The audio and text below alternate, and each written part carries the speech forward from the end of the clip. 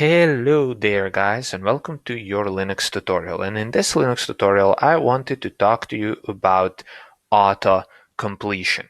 Now what does auto-completion mean? Well, auto-completion is actually a feature of the shell which you can use to shorten your typing process. Okay, and when I say feature of the shell, I'm not technically sure is it a feature of a shell or is it a feature of the terminal, so don't really hold my word. But basically the idea and the reason why it's used is to shorten your typing. Okay, so let's say that I write ls and now I can see a list of folders.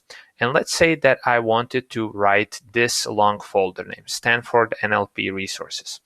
Well, I could do that by writing Stanford NLP underscore resources manually like that.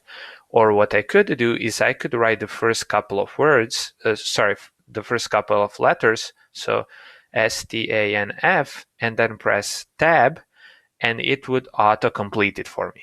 Okay, so the tab key on your keyboard is located just above the caps lock key, and it will shorten you typing time. Okay, so if you want to type in some folder, you can just type in the first couple of letters and press tab. Now, what is going to happen if, for example, I just put S and pressed tab? I would get a particular sound, like you probably just heard. I don't know if this screen recording is also recording system sounds. I hope it is.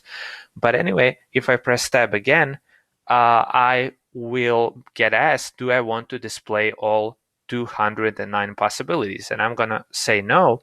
But basically, if you don't specify a long enough folder or directory or file name for it to expand upon, then what is going to happen is that shell is not going to know which file name you actually want to be expanded into, right? So if I put in just S, there is 209 possibilities that it can expand, and it simply doesn't know what I want. But if I put in some additional letters and just press tab, then it actually understands, okay, you want to expand to Stanford NLP resources. Okay, so this is it for this tutorial. Use the auto-completion, and I will talk to you very soon.